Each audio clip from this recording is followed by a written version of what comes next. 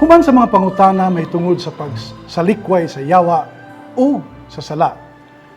Musunod ang pangako sa pagtuo nga pagahimuon sa mga ginikanan o nangugos pinaagi sa pagtubag sa tulo ka pangutana nga tubagon og oo sa tanan. Ang unang pangutana, do you believe in God the Father Almighty, Creator of heaven and earth? Mao kini ang unang bahin sa atong pangadion nga krido o mituo ako. Ang Dios ang magbubuhat sa tanan.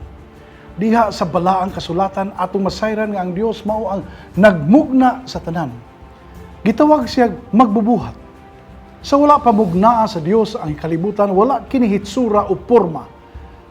Way sulod, mangitngit, mangiob uni ang Dios sa iyang labing gamhanang pulong mimugna sa kalibutan.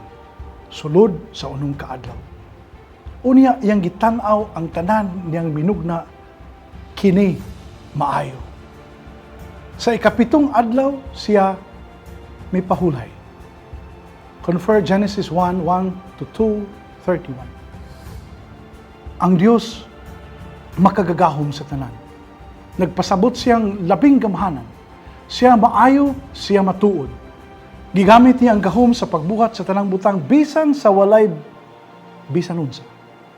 Sa sinugdanan ang kangit-ngit mao ang nagtabon sa tanan.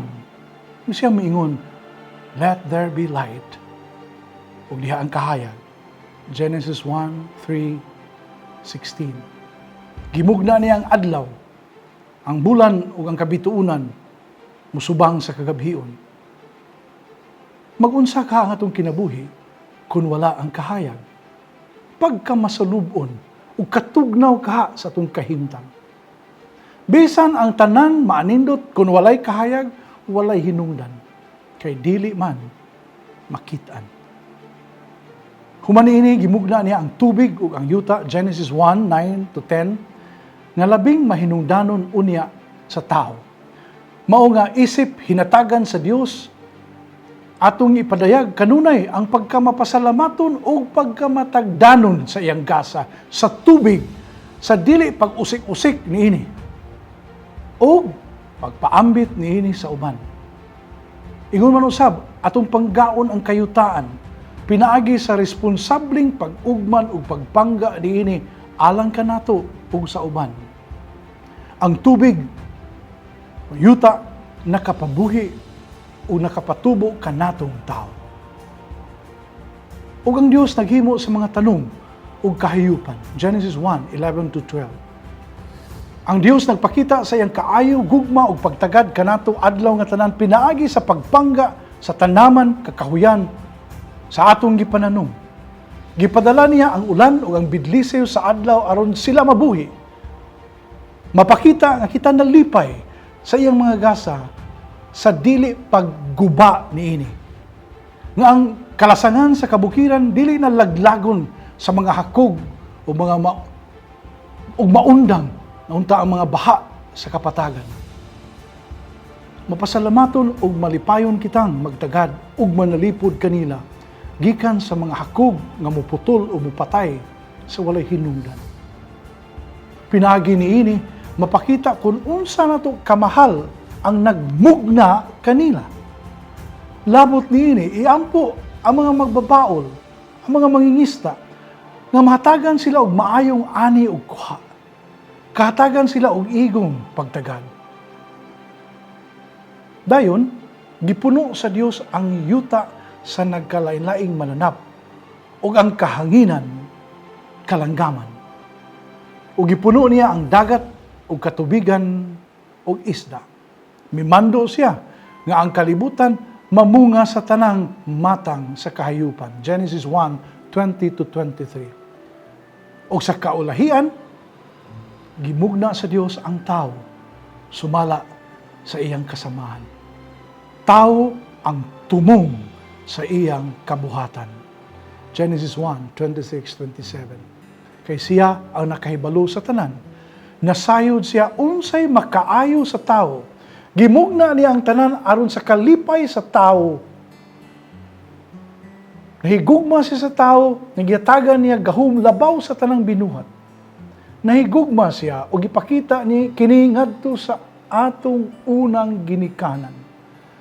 Ang iyang gihunahuna mao ang kaayo bisan dili dayon kini makita.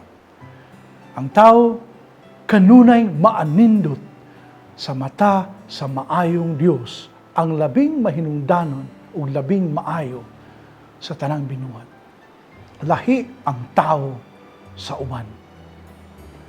Siya adunay kaugalingong bili nga talagsaon, ulusahon, ginasahan, o ang labing dakong gasa mao ang kinabuhi. Ang gahom sa paghunahuna, ang pagpili unsay maayo, pagbuhat og maayo alang sa kaugalingon ug alang usab sa uban, o labaw sa tanan ang gahom sa pagsunod sa kabubuton sa amahan. Apil na niini paghatag kanato sa tong ginikanan, mga igsuon, higala ug katagilungson. Si Kristo mipadayag nga ngatong magbubuhat mao ang atong langit ng amahan. Ang tawhanong sa labutan makaabot sa pagkahibalo sa Dios nga labing makagagahom, almighty, walay sinugdan, walay katapusan, eternal, o walay kinutuban, infinite, apan kun ang atong tawhanong pangisip mao lamang atong gamiton. Dili gyud ta makaabot sa pag-ila sa Dios nga usa ka amahan. Kini atong nahibaw-an kay mao kini ang gitudlo, gipadayag ni Jesus. Sa diha nga iyang gitudloan, ang iyang mga tinun-an sa pag-ampo iyang gisugdan, amahan namo. Isip amahan, siya nahigugma kanato sa kanunay. Amahan nga nagpasaylo sa gibasulan natong mga sala sa walay kondisyon. Amahan nga ana kanunay nagauban og nagpanalangin sa tanang panahon, sa bisan asang dapit, sa bisan unsang kahimtang sa kinabuhi nga namati sa mga agulo o pangindahay sa tao. Mao kini ang gitudlo ni Magellan sa wala pa pagabunyagi ang mga taga-Sugbo. Gipasabot niya ang Dios nga gituhuan niya mao ang Dios nga magbubuhat sa tanan. Og siya dili gyud mubiya sa iyang katawhan. Bisan ang hari matigulang na, ipadaplin sa mupuling batanong hari, panggaon gihapon sa maong Dios. Tungod niini, naikag ang naminaw sa pagpabunyag kay gipaila man ni Magellan, ang Dios nga magbubuhat, nagmahal sa tanan. Kung siya atong amahan, nanangay og matarong gayod nga magpuyo isip mga anak nga masinugtanon. Magasalig kanunay sa iyang amahanong kaayo ug sa kanunay dili mahadlok o maikog sa pagpangamuyo kaniya. Nga naghunahuna kanunay sa tong kabulahanan bisan kini dili sa kanunay maanghan. Manghinaot kita nga ubos sa panalangin sa atong Dios nga amahan. Diha sa atong mga pangandam o pagsaulog sa unang bunyag dinhi sa atong nasod, mapalawom pa ang atong pagsabot nining maong sakramento aron makapadayon kita sa unahan isip katawhan nga ginasahan sa grasya sa pagtuo ug malipayon nga makapaambit niini sa uban.